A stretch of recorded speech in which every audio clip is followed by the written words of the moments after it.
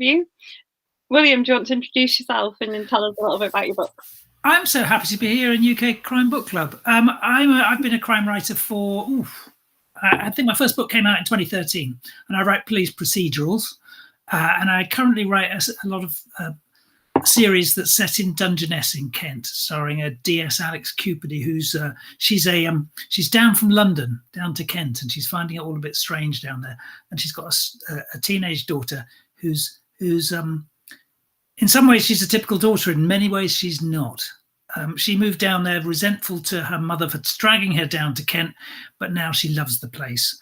And she's always running off, and she's really into the local wildlife. She's not your typical hang around in the shopping centre teenager. And this worries her mother a lot because she doesn't understand her daughter. But Alex Cupidi is quite an abrupt kind of woman. She tends to think what's on top of her mind without thinking about it too much, which leads her into several scrapes. And I'm writing the fifth one now, which is a big surprise to me. It's always amazing when you reach, book number 5. You think, how did I get there? That was a long and full answer, wasn't it, Caroline? It was a really good answer. Cupidi's kind of related to your other series as well, isn't she? You spotted that. That's really good. I mean, I wrote this series when I started writing crime. I set a series in London in 1968, and I wanted to write about I was a music journalist for years. I used to work for magazines like Smash Hits and things like that, and so I wanted to somehow incorporate that world of pop culture into a book. I think lots of people try this, but I kind of set something around 1968 because it was such an amazingly pivotal year. The Beatles came out with the White Album, all sorts of things were going on, and then I invented this main character who was a bit like my dad, who didn't really get the 60s and thought it was all a bit individualistic, a bit selfish and a bit loud. And I thought, well, who would rub him up the most? And I suddenly thought of this young woman. She kind of wrote herself onto the page, called Helen Tozer, who was a constable in the Metropolitan Police, who kind of loved the Beatles, loved everything about the 1960s, and irritates the hell out of my main character. But anyway, I don't want to give too many spoilers, but she ends up being the mother of my character. In fact, they end up being the parents of my characters. That's a spoiler. But because when I was thinking about this character, I wrote a book called The Birdwatcher, which was the first of those Dungeness books. And when I wrote that, I was, trying to think of this woman police character, and I suddenly thought, oh, I know who she is. She's Helen Tozer's daughter. That makes perfect sense. And so her character arrived fully formed, because the moment I knew that she was the daughter of these other characters, I knew exactly who she was. And she's kind of grown from there, really. And her mum's still around, and her mum's a bit of a piece of work as well. So she's a woman caught between a very eccentric grandmother and a very eccentric daughter, a very eccentric mother and a very eccentric daughter. And I like that generational aspect. It's quite kind of fun. Oh, hello, lots of people. That's nice. I know, it's great, isn't it? There's lots of people. I think Leslie's there, because I can see someone saying, hi, Leslie. You're all coming up as Facebook user. If you comment with your name, that'd be really nice, because I can know who's there. I'm going to try and sneak my other screen on at the same time. I've just done that. We've got Leslie Lloyd, Steve Munoz is there, Jason Kelly. Leslie says she's looking forward to the new book. Oh, there I am. That's great. Leslie Lloyd. Oh, hold on, I better shut that down. That's horrible, sorry. There you go. Sorry about that. I just wanted to see who's in the room. Someone says The Birdwatcher is a perfect book, and Sam loved it. Our other author chat admin, it was one of her top books of last year. Yeah, thank you very much. I mean, it's one of those. I wanted to, having written 3 books at the time that were set in London, I wanted to write something that was a bit more rural, because I'm quite a big fan of that sort of side of Britain, and so I thought of The Birdwatcher, and I started writing it. And the book kind of just fell into place in that, you kind of think, some books just are hell to write. But the ending of it, where it all started to make sense, that book just came together really magically in that sort of way where you just think, wow, I wish it was all, it wasn't easy, but it's not like they're easy, but sometimes you almost turn your back and suddenly all the bits slot into place. And it's just, I can remember I was off writing it down in Devon at the time, because I've got a little wooden shack that I'd run away to down in Devon to write. And literally over a week, what was about 5 different strands that made no sense together suddenly appeared in that book. I had one of those weeks when you just write frantically, and it was just like knowing that something was happening, which happens very rarely, but it was a lot of fun. And it's really nice because people still like that book a lot. I can remember going to the publishers saying, listen, you should spend a lot of money on this book. It's a work of genius. And of course they didn't, but anyway. It is a work of genius.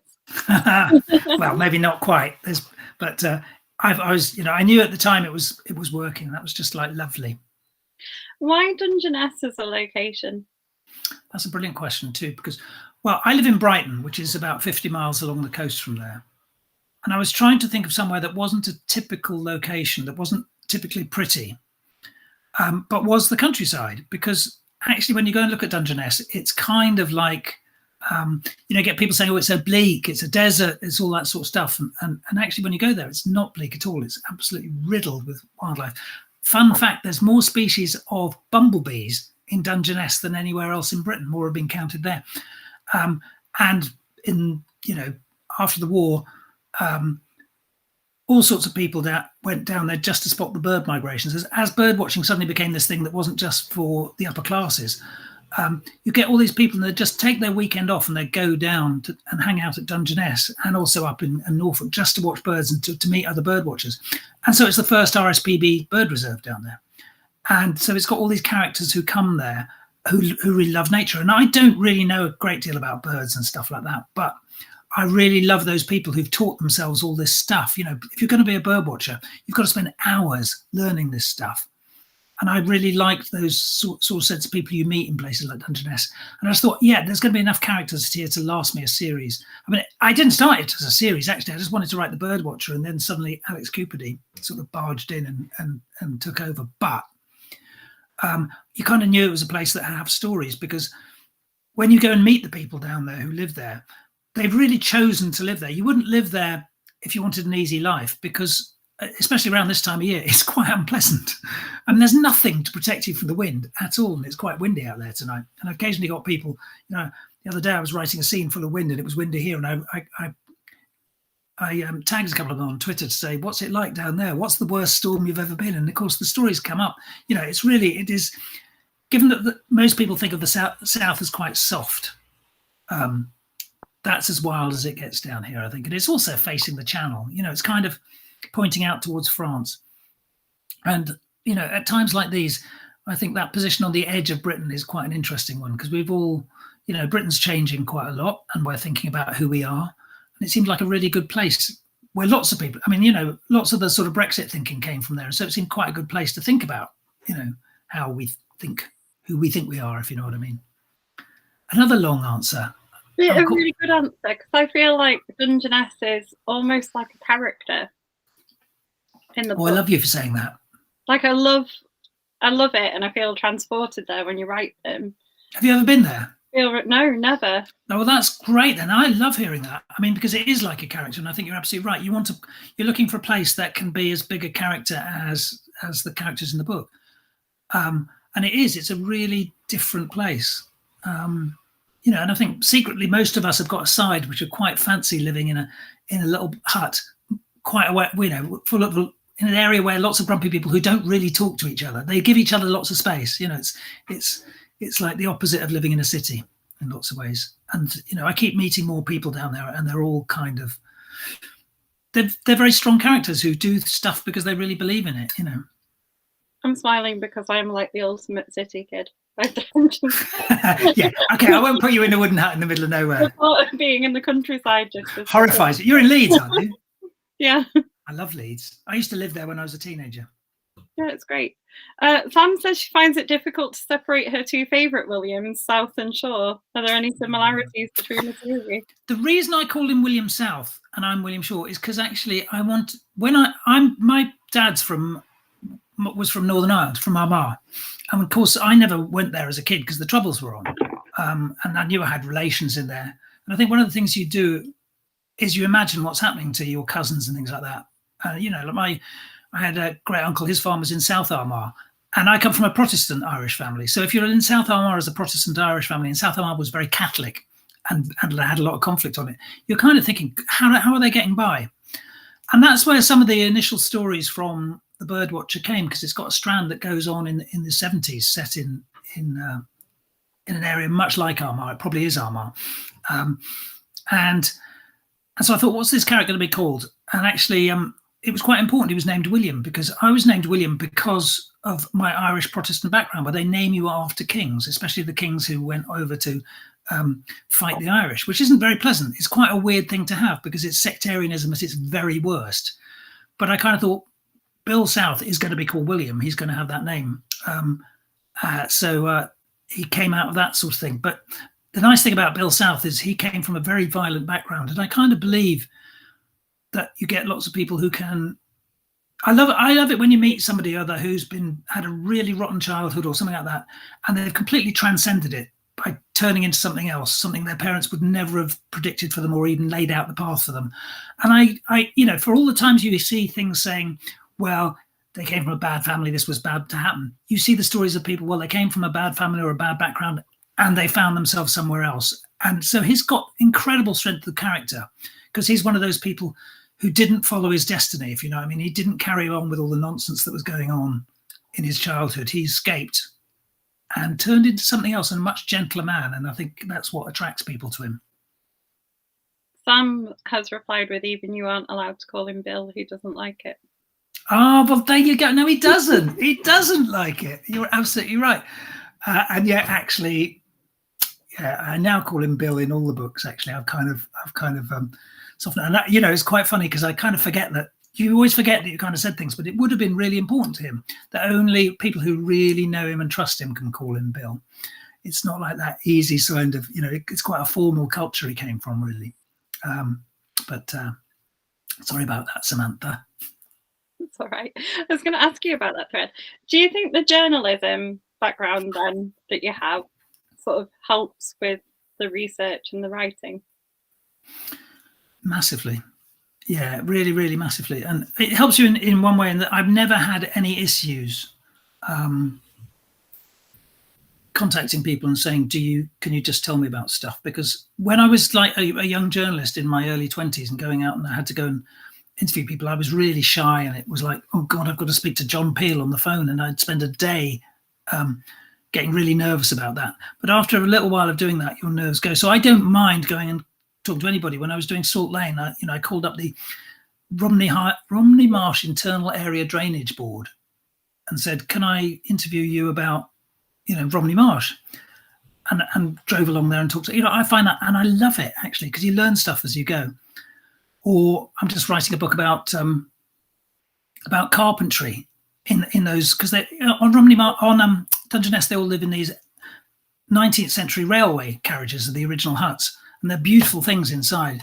And I wanted somebody who knew all about the making of them, so I just contacted somebody yesterday who actually, his job is restoring 19th century railway carriages, and I just love that you don't have any qualms about sounding like a bit of a knob, really, just saying, hello, I write books, can you tell me everything you know?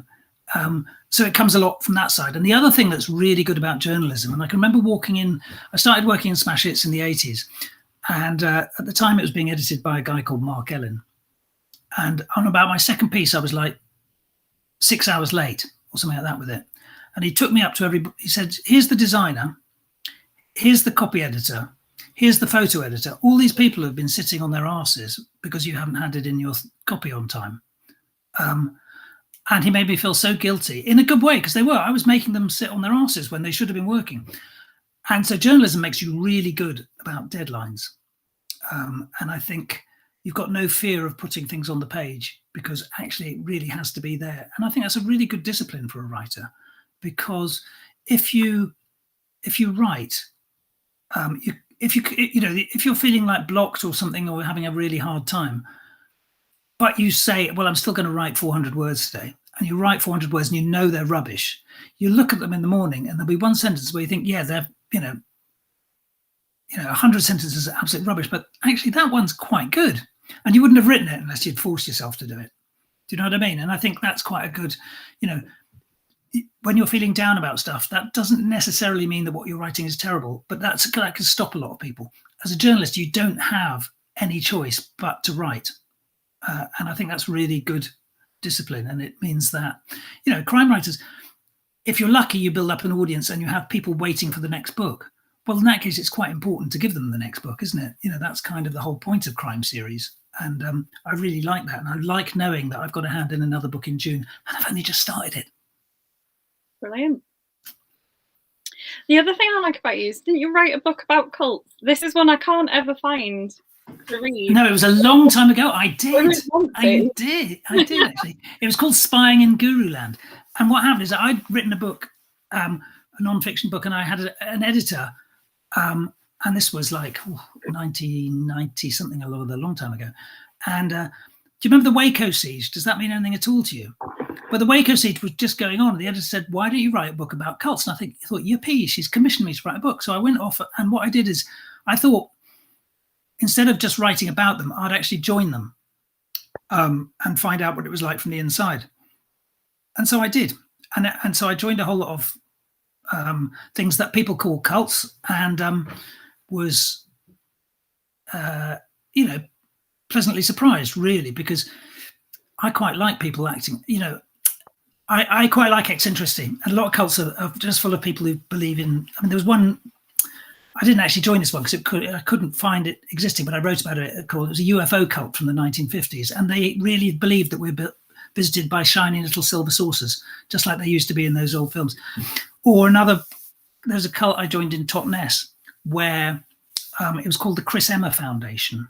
And they were very, very devoted to these two gurus. One was called Chris and the other was called Emma, but they'd become one person called Chris Emma. And Emma didn't do anything at all. She just sat there sort of looking at her nails all the way through, while Chris explained what her great Godhead was thinking. And what, you know, they'd tell you to do mad stuff. He said, like, you're only allowed to drive at, I think it was like the maximum of 53 miles an hour. And everybody had to obey that sort of rule. So it was brilliant and fascinating. Nobody was harmed in the making of it.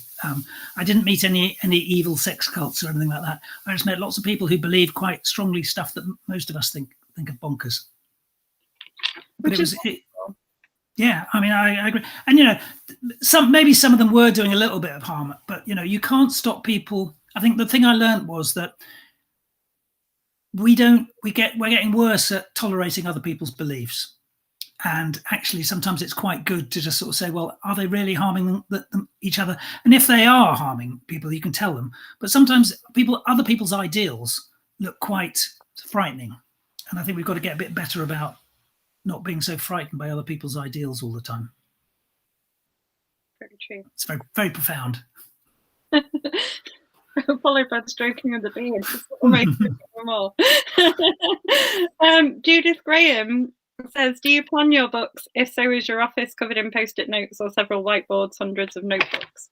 I really try to, because it's so wasteful not. And I've got very little time to write this next book, so I thought I'd plan it. And I spent actually almost 2 months trying to plan this book, and it drove me nuts. And so a few days ago, I just started writing it, and it's so much more fun. I can't do it. I don't have that kind of mind. I just cannot. I hate thinking of ideas in the abstract. The best way I think of ideas is writing them down. And that, I think it puts me at some advantage, because some people can actually see the whole structure of their book before they write it.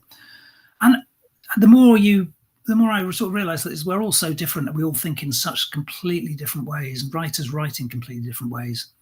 And I do try and, you know, I will stop when I've got about halfway through and then do another plan, because by then some of the ideas have kind of made themselves a bit clearer. And when I did the Birdwatcher, actually, I'd finished a draft and then I did my plan, because I knew everything I wanted to be in it, but it was all over the shop.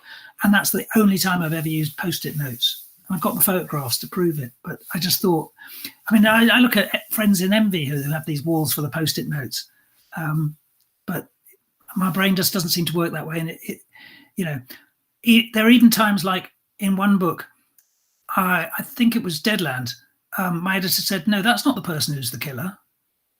And he was right. And I had to rewrite the whole book because he was right about who the killer was and I was wrong. So it's a surprise to me. So hopefully it's a surprise to readers as well in that kind of scenario. I think it's just different things for different authors as well, isn't it? Because Ellie G always says that she admires that you can just write anywhere. Yeah, she has to write in her beautiful writing shed. But it was nothing that was being a journalist was really good at, because you'd be really having to, you catch a 6-hour plane back ride from the States or even China or anything like that, and you'd have to write on that plane, and you'd have really strange little devices with longer battery life than, because laptops still only worked for about 2 or 3 hours in those days, and so you'd be writing on these strange electric typewriters that only show you one sentence at a time, just to try and use all that time on the plane up. And I find it quite useful, really. I mean, on 2 levels. One of which a lot of writers wait till they've got the perfect writing shed or writing place with a view over the Yorkshire Dales or some beautiful place which is going to inspire them. And I think the best inspiration is actually all in your head, and actually having a beautiful view kind of is a bit like watching too much Facebook. It takes you off the thing. But also, when you're writing in a public place like a cafe or a plane, you're doing something a bit stupid in a weird way. So you can't, there's people around you and they might be watching you, and they can see whether you're sneaking off to go and see what's going on in the UK Crime Book Club. So the best thing is just to write if you're in a public place, is just to get on with it. And I find that quite useful as well, just the embarrassment of being stuck there with a laptop in a cafe or something. Sam says, what other experiences have you had that have had an impact on your writing? I think one of the things that was really formative was I did a book about hip hop in the 1990s in Los Angeles, and I spent about a year and a half in South Central Los Angeles, which, if you know a lot about hip hop, will mean something to you, but if you don't, it will be just another address. But it was where a lot of the gangster rap came from, and it was a very African-American sort of ghetto in Los Angeles, and quite feared by lots of Americans. And I wanted to find out where the stories that created these gangster rap songs came from. So I thought the best thing is not to meet the famous ones who I met in hotels who had successfully got away from there, but to go and meet the younger lads who are making music down in South Central. So I spent a lot of time being a nerdy white person hanging around the street corner saying, "Oh, excuse me, I'm British. Do you want to talk to me about hip hop?" To these young guys. And actually they all did, because they were desperate to, not they all did, but 9 times out of 10 they did, because they wanted to tell somebody their stories. That's what it was all about. They weren't being listened to by anybody else.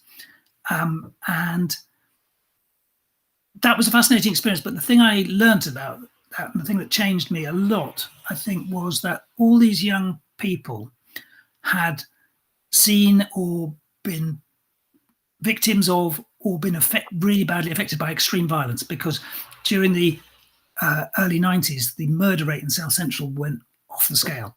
And it was that time when there's a lot of crack cocaine around, very hostile and badly trained policing it, and real social deprivation of an extreme kind. And it was just like a tinderbox that went up.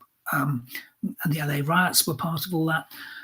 But what was really shocking was that everybody I met, if you asked anybody, I got tired of it, because I used to start by trying to ask people to tell me their witness stories for these things. And then I suddenly realized, God, everybody's got one. Every single person I met has seen something that, if it was anywhere else in America, it would be like a war zone. And you meet these young people, 16, 17, 18, and they'd witnessed murders. They'd witnessed murders, or their best friends had been killed, and they didn't know who did it, which is a terrible thing to happen to anybody. And I think that sense of what violence and does when it's let loose. I don't write fantastically violent books, but very much they're more about the aftermath of it, I think, and I think that really came from that, because it was really shocking to see from a sort of white guy from a sort of middle class, very privileged sort of place. I grew up in Devon. Nothing ever happened in Devon, and to go and see these people who would have been my age at that sort of time going through these extraordinary lives, and as like I said, it's really nice when you see people coming through the other side, and some of them really, really doing amazing things to come through the other side. And some of them were just doomed and would never quite get over it, because it was. But yeah, I think that would change anybody really. But it was a bit of an insight. You did spend some time growing up in a different country as well, though, didn't you? Yeah, I did. My dad worked abroad. He was a civil servant working in bits of Africa. So I then was like either in Devon, or I was in Nigeria or Ghana or places like that, which was very lucky as well. And that was lovely. And it was, my younger childhood in those sort of hot tropical countries, in a kind of golden period in those countries as well, because they likewise, in Nigeria especially, which I loved as a place, then got a lot more violent. But we were there when everything was lovely and you could just wander around anywhere, and everybody would be very friendly to you. And then you'd come back to England and it was grey and cold and horrible. So that was lovely. It was very nice to have that. But then that stopped when I was a teenager, and then my mum moved to Leeds, which was a bit of a contrast. Yeah, a little bit. It's not sunny and lovely up here. No, it's not. At the moment, my son's up there now. He says it's very unsunny and lovely right now. It is. You can hear the wind gusting past. That's my speaking. Mike says, how did you research getting into the mind of a badger? Mike Craven. Oh, Mike. Well, honoured to have you here, Mike. I actually my main bit was meeting a guy called Professor Tim Roper, who is kind of like I was told that there was one book you should read, and it's called The Badger, but it's by Professor Tim Roper, and he's kind of collected all the science that people know about badgers. And the interesting thing is, you just kind of think, wow, there's actually not that much people know about badgers, because they live underground. We don't see them very much, and weirdest of all, their main sense is smell. And that's our worst sense as a species. We're crap at smelling compared to other mammals. Badgers have an incredibly good sense of smell, and they communicate by smell. They sort of have these strange little smell patches on them that pretty much show about where in the status they are, which geography they come from, and everything like that. And so we don't really understand the mind of badgers at all. We're only just beginning to understand some of their clan structures. And it was fascinating knowing the species we've lived right alongside and have such firm opinions about, and have written so many cuddly children's stories about, when we know so little about them. But Tim Roper knew quite a lot. And so I read his book and I talked to him, and it was really important that the badger in my story was able to do a couple of things. So I took him out for lunch and said, can I speak to you about this? There's a couple of things I need to know. And he says, William, promise me you're not going to write from the point of view of a badger. And I said, oh, no. But he really helped me. Just say, the couple of things he said. I said, is it plausible that there's a thing that a badger does in this story, which I needed to know whether it could happen, which is quite weird, isn't it? Because we're making things up, but I kind of still needed to know it was true. And so just from that thing, and the badgers are all about fighting. They're all about conflict. They're all about space. In some ways, they're very like Britain right now. They're all about everybody protecting their own little corner. Badgers do that continually as a species. They fight all the time, and they've got these really big claws that'll do damage. They're always fighting for status amongst their clan. They don't really have conventional families, and they're fighting amongst other clans for territory. And they are a species that have survived every single. They're the longest, as far as I know. They're the mammal that's lasted longest in this islands, pretty much, because they just fight to survive. And they go through horrendous deprivations, and there will still be badgers. I quite like that about them. Cool. So you've used. Sam says she believes Graham Bartlett was useful. Yeah. Writing the Birdwatcher, and you talked to Tim Roper. What other experts have you used for your book? Well, anybody out there who's writing they need to know stuff about policing, they should get in touch with Graham. He's lovely, and he has the unique talent of understanding how stories work as well as how the police works. Although I don't know, he's been out of the police for a while. Maybe it's all changed. But no, he does his work. He's a very, very lovely person. He's certainly helped me in Salt Lane. He's helped me a few times, and I do lean on him quite heavily, because he helped me. The biggest thing he helped me with is I had a gun siege in Salt Lane. I think it was Salt Lane, yeah. And he told me, just don't have a gun siege, William. They're really boring. Make it a knife siege. And he was right, because at that point the police can get closer and they can actually communicate. But in a gun siege, everybody has to stand back. You have to bring in negotiators and all that sort of stuff. And it actually makes it really undramatic, and I love that sort of sense. But I always try and, there's always a level of expertise I like bringing in. The one that's coming out in May is called The Trawlerman, and one of the main things about it is about the fishing industry, which is a big part of the South Kent coast, and there's lots of small sort of independent fisheries down there. And in Folkestone, which I write about, there's the fisheries sort of connected to the local fish shop and the local fish and chip shop, and there's this bit of Folkestone the Stade, which is where they all come in. And I knew the story was set there, so I really wanted to make it about a particular trawlerman. So I got in touch with this guy called Luke, who is one of the old fishing families down there. And this was at the end of lockdown. It was like May, and it was still a bit sort of edgy about going out. But he took me out on his trawler, the Valentine, and just told me about everything he did. And it was fantastic, because you kind of think that trawlers are I could have written the scene and got so much wrong. And it was just really amazing listening to, he'd go out there on his own, this guy. And fish boats, trawlers are really dangerous workplaces. One of the things is, you pull all these fish on the board and then you have to walk on them to pull the gear in. Now, fish in themselves are incredibly slippery. And, you could fall over the back at any time like that. So I was describing all this and I write it down. And then I hand it to the copy editor, and the copy editor says, this couldn't happen. He's not wearing a life jacket. And I said, no, these guys, they don't wear life jackets. So that's impossible. He says, well, it's true. Do you know what I mean?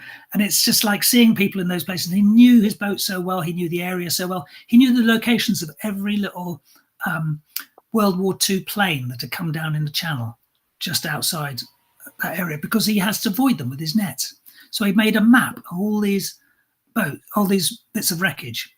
And I said, oh, that's be amazing. You share that with all the other fishermen? He said, no, because that's the way he keeps that bit of land for himself, because he knows where all the hazards are. And I just, that was lovely stuff to find out. And I'm seeing somebody say, I struggle with the name Cupidie. Who's that? I can't see your name, but I do as well. I suspect that's my dad. He struggles with... What a silly thing to name a character, I realise, if that's David. It's just like, the reason I chose the name was because I just use any strategy for finding names. And one of them was people who'd friended me on Facebook who I didn't know. And so when I was writing The Birdwatcher, it was like every time I needed a name, I'd go up to my Facebook profile and see who tried to friend me who hadn't accepted it because I didn't have a clue where they are. And there was this guy called Richard Cupidie. And I thought, well, I don't know who you are, but I'm having your name anyway. And I gave it to Alex Cupidie. And I didn't realize that for some reason, I don't really have to pronounce a name correctly in my head in order to read it, but there's a proportion of readers who really need to get that stuff right, because we all read completely differently. And it's a mistake, obviously, to choose something like Alex Cupidie. But I later found out who I was doing a talk somewhere else, and I said this story somewhere or other. So, I know Richard. And he's a bookseller. So I should have said, I should have friended him right away. But anyway, I don't think he knows yet that I've got his name. He's not worked it out. What's that? He's not worked it out yet. So I have not heard. I mean, he was retired as a bookseller when he tried to friend me, so I don't know how active he is on Facebook. But I hope he doesn't want it back, because I can't change it now. It's interesting that my dad's watching, because he'd be really interested in the trawler man. He used to work on trawlers. No, did he? Where did he work on trawlers? Oh, he did. I think he's told me about this. Was he up in the northeast? Yeah. Yeah. I mean, it's a fascinating industry, and it's sort of it's interesting how much as British people, it's really, given that there are very few trawlermen left, it's still really big in our imagination of what we are, isn't it? And don't think it's very easy now either for them. But I don't think it was easy then. I mean, it's a hell of a job. But the guy who put me on to Luke Noakes, the guy in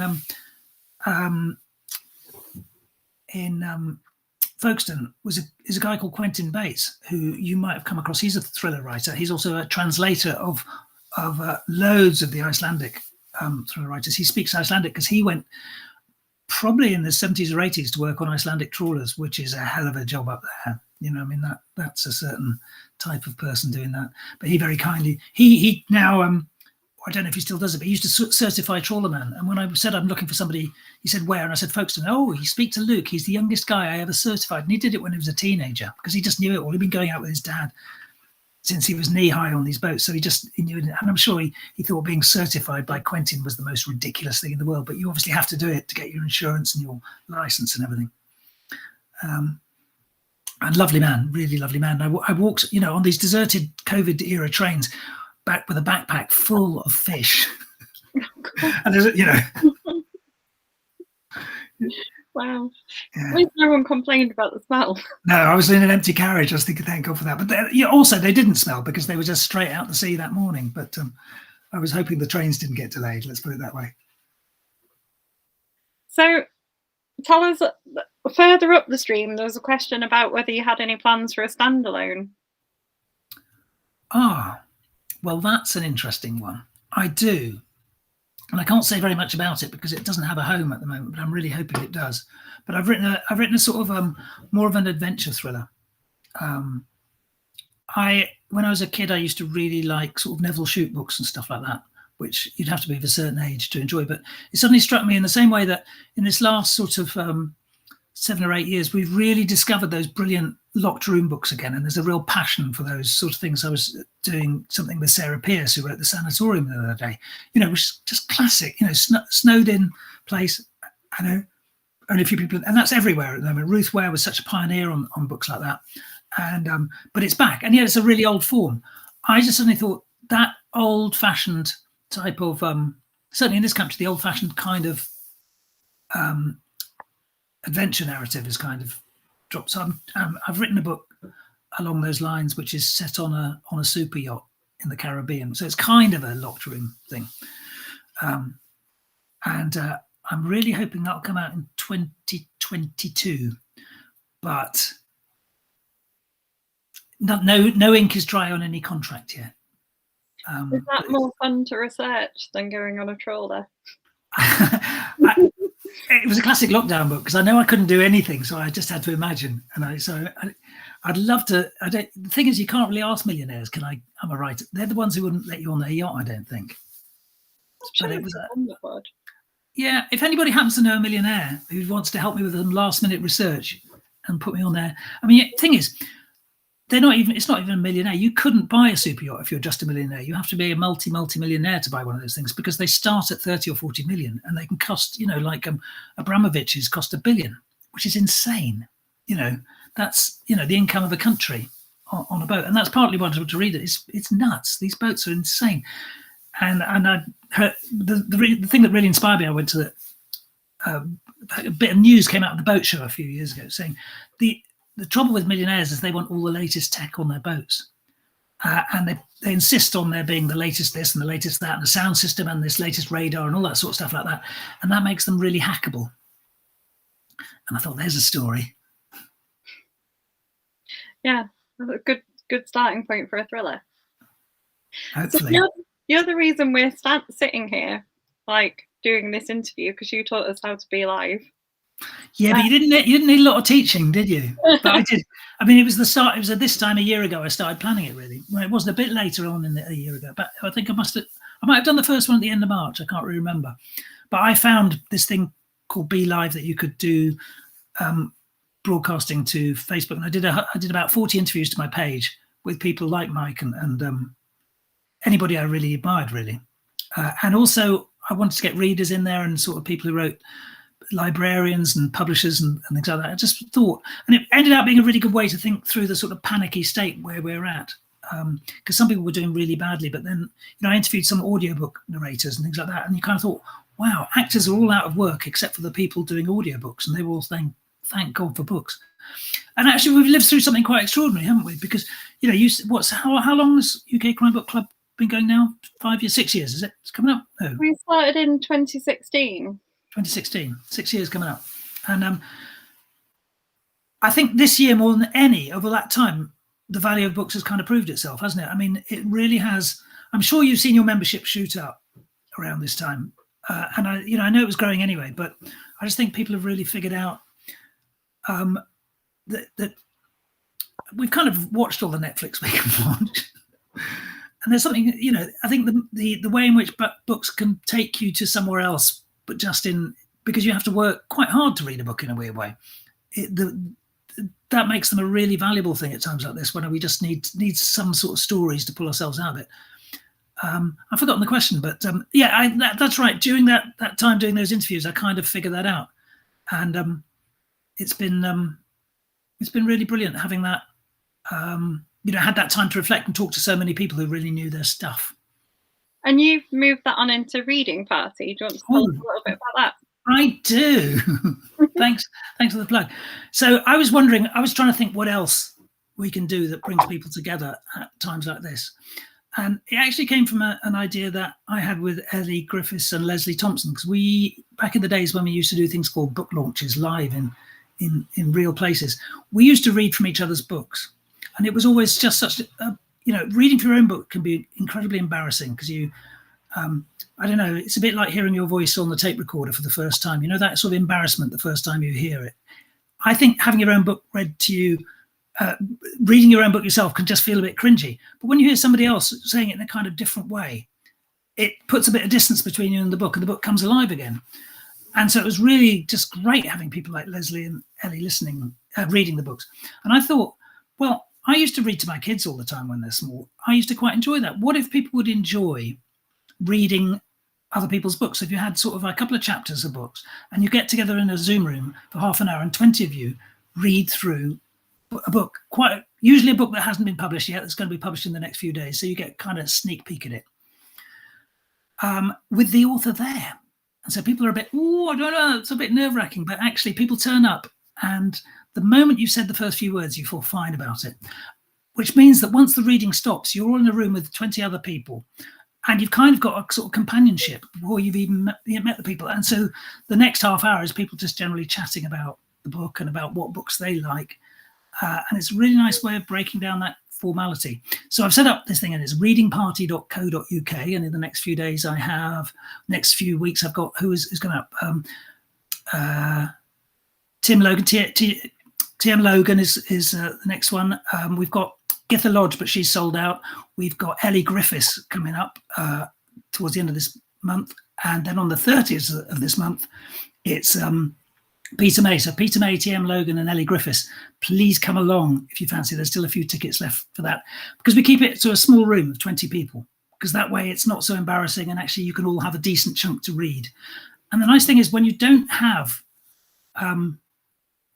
if you haven't read the book yet and you just get a paragraph, 2 paragraphs of the book to read, you're kind of wondering, where does this fit in? And then it's lovely in the room when you gradually figure out who it's what's happening and you gradually hear the whole story come together. That's my plug anyway, but do come along. It's been lovely to do it, and I'm getting pretty much now PRs contacting me most days saying, oh, can I do it, can so and so do it, which is rather gratifying. I'm sure you get that all the time at UK Crime Book Club. We're starting to, not as much as you do. Lucy said she knows someone connected with yachts and Mike Craven's being a bit cheeky and saying an anchor. Mike Craven's being a bit cheeky is a sentence that probably gets repeated quite a lot, really, isn't it? It really does. And Sam has complimented me on my Harrogate dress. It is a fantastic dress. Were you, when I met you at Harrogate a couple of years ago, sort of 18 months ago, were you wearing that? And I just didn't notice. No, it's new. I bet you and your dad, yeah. I've been told I have looked like a librarian and an English teacher today, so I'm going to take the compliment where I get it.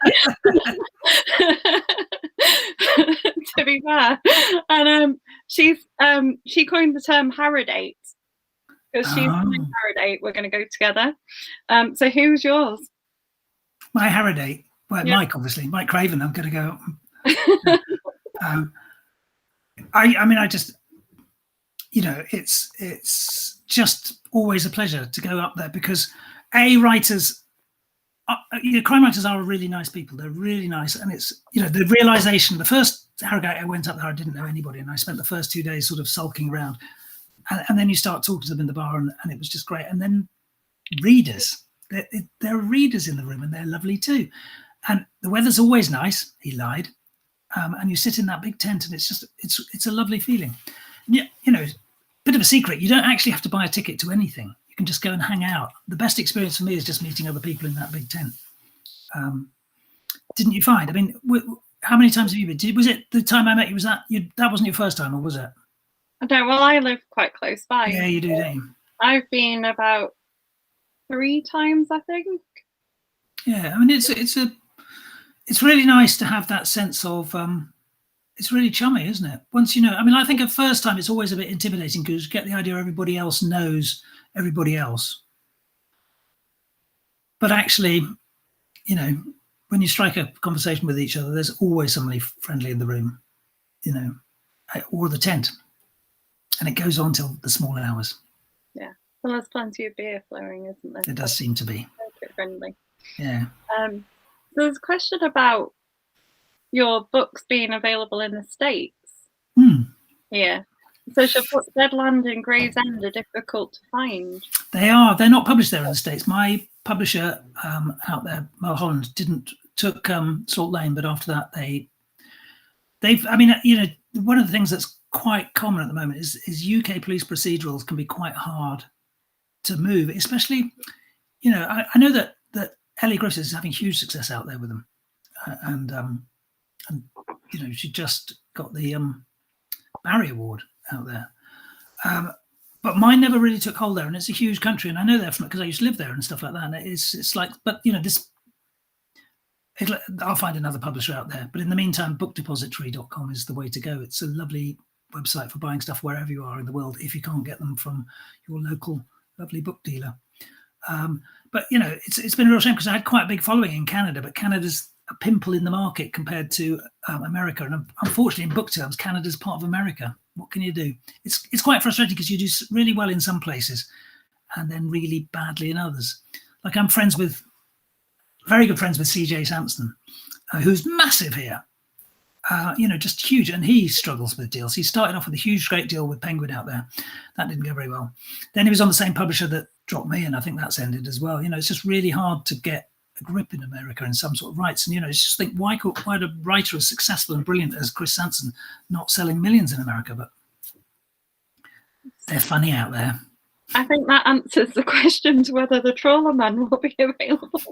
No, sadly not yet. Anyway, not until I get another deal out there. But hopefully, as part of the strategy. It's not a strategy. It's part of the I'm kind of hoping that the adventure fiction, which goes down much better in America than it does here in many ways, will kind of reignite some publisher will be interested. London book fairs coming up, so who knows? So when is the Trawler Man out? What day exactly? May 13th. But it's all done and dusted. I haven't got copies yet, but I'm looking forward to that. It's got a lovely cover. They've done some very nice covers, and I should say on that I've just had these through. I'm giving 3 of them away to people who've done the comments. Now I can't see your name in comments, so what I'm going to have to do afterwards is go through all the comments and pick 3 people at random in some kind of way to give out books to. But I quite like them. They've got a really nice style now with my covers, haven't they? They're all very nice and landscapey and grey and sort of, something bad's going to happen there, don't you? Where did you see someone's already arranging an American copy of the Trawler Man? Very good. For one of our members. What say do you have in the covers? It's funny that, isn't it? I always thought, because in your contract it always says that you have the right to say what to say no to a cover, and this gives you a full sense of power. Because I can remember when my first book, Song from Dead Lips, came out, I had all sorts of fancy ideas about what the cover would be, and they had to let me down very gently, because the thing is, somebody's got to sell these books, somebody's got to get them into supermarkets, and that's a really tough job. And I realized I knew nothing about that. All my design ideas for how you get books into shops. Oh, we've got a frozen William. However, he is really good with BeLive, so hopefully he'll be able to refresh himself.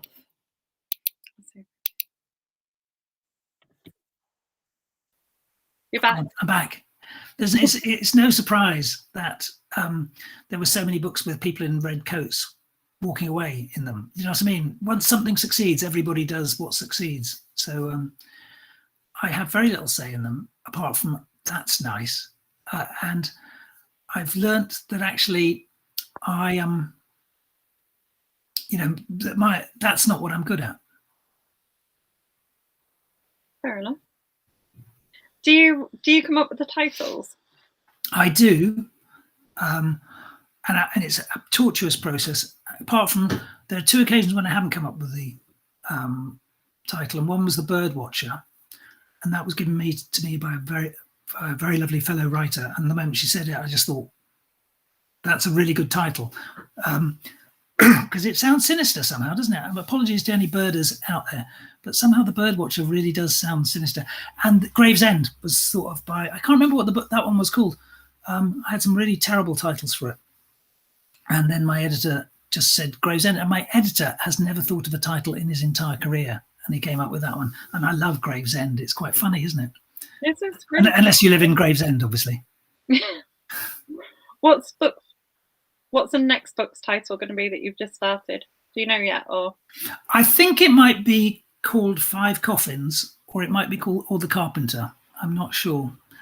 But it's a lot about, I really sell, in saying I've written this great book, it's about badgers. It's not a very good sale for crime, but this one's about carpentry. It has somebody or other who's come out of prison after 20 years and they've learned to be a very fine carpenter. So on this one, I'm finding all about joinery and Japanese carpentry and how to make coffins. And I was writing a scene today in which somebody makes a Leicester coffin, which is, who knew what a Leicester coffin was? But anyway, so I'm doing, each coffin kind of tells a story about a murder. And so to pick your title, I don't know, Five Coffins is quite nice, isn't it, though? Yeah. It's slightly out of my style, but I don't know yet. I'm only on like chapter 4. We've got Mr. Craven commenting again. He says he'll have a copy of The Trawler Man. Yeah, right. Thank you very much, Mike.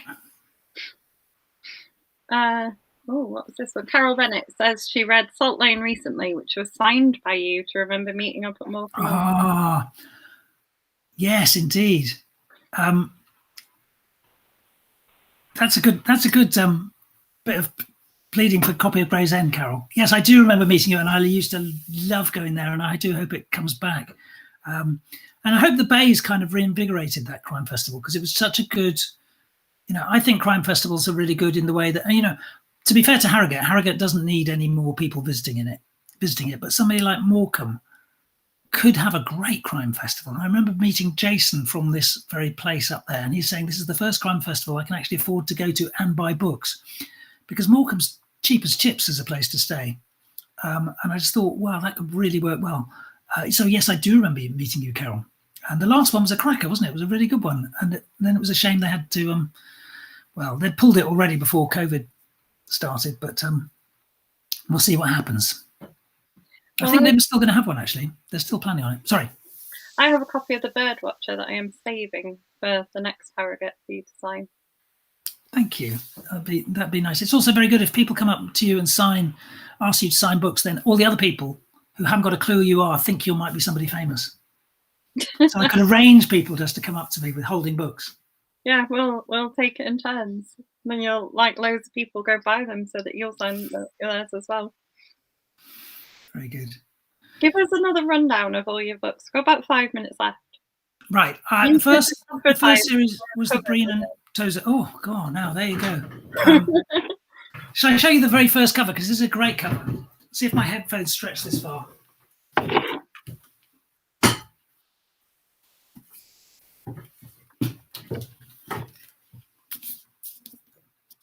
Oh.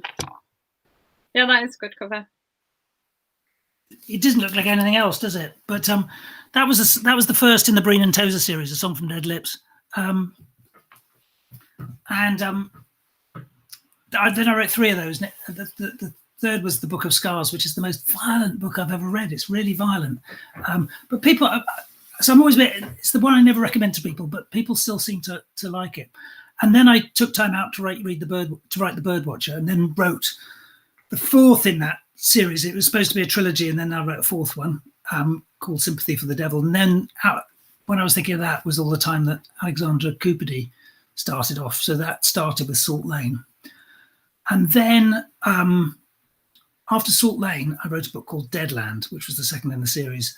And it's a bit like The Birdwatcher in some ways, in that there's teenage boys in it, because it's great writing teenagers, because they're kind of like random and they can do anything you want them to. They don't really obey the rules about anything. And so I wanted to also write a chase. I really like books in a chase where people are in danger.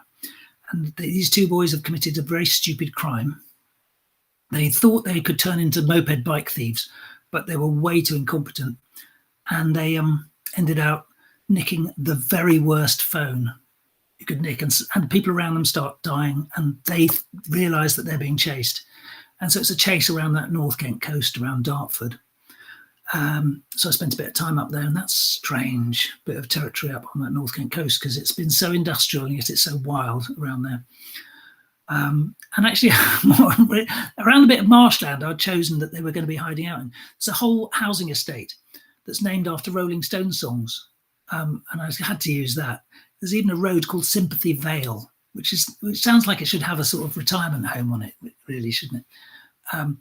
And then after that came Gravesend, which was really about just north of Dungeness. There's this town called Lydd, and it's an airport down there. And of course, those small airports are always in danger of being turned into massive housing estates. And it's about imagining what if it is being turned into a massive housing estate. Because the moment you build housing in those sort of greenfield land around communities, you get a lot of conflict between people who really want some housing there and some people who really don't want their view spoiled. And when I was speaking to the ecologists about it, what would go on, they said, well, write about badgers, because badgers are the one species, they're a protected species, that, you know, it's very legal protection to them. You can't even move a set without applying for a license. Killing a badger is a very serious crime. And so badgers crept their way in there. And that brings us up to the Trawlerman, out in May in lovely hardback. And I'm doing a reading party for that too, if anybody wants to come along on May 11th, I think. But have a look at readingparty.co.uk if you have a second. I'm going to sneak in Mike's question for the last one. He says that he's discussed with you how he thinks a birdwatcher has similarities to with Where the Crawdads Sing. Have you changed your mind yet?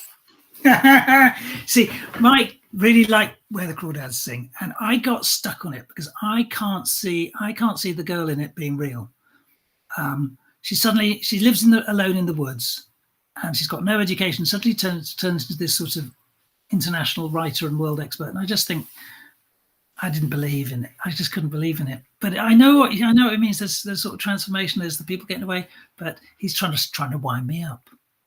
It's the book everybody. I think there has to be one book everybody loves that you kind of hate, and that's my book, because everybody loves Where the Crawdads Sing, don't they? It's got to be one of the most successful books of last year. I've never read it. Don't. It's terrible. Don't believe what Mike says. He is a wonderful time to wind people up. Then we've got lots of people saying thank you. Sam's dropped in the link to Reading Party. She says he's been waiting for this interview and she can't wait. We've got a rule where we swap posts. So the next time you come back, you will get Sam, and she is very excited. Will there be a next time? There better be. That'd be very lovely. I'm sure there will be a next time. Thank you very much, and everybody who's commenting, whose name I can't see, but especially Mike and Sam and Lucy, whose names I can see. And I'm going to go down that list. I don't know some names. Admin thing, because they also, mind you, my dad didn't come up, did he? And he's like the founder, so yeah. Maybe not. I see a lot of Facebook users, but yeah, it's funny on this end of it. It's quite interesting thing using this, but we don't see what everybody else sees doing. No. So Sam says in caps lock, yes, there will be a next time. No, it is. You know, I don't want to sound too creepy, but it's a really lovely thing that you've created a great community, and I think you do that by being always on it and making sure that everybody is very respectful to each other, and that's a rare thing. We try. So thank you so much for coming and being Thank you very much. Yeah, brilliant. Thanks so much for the questions. They were brilliant. You're welcome.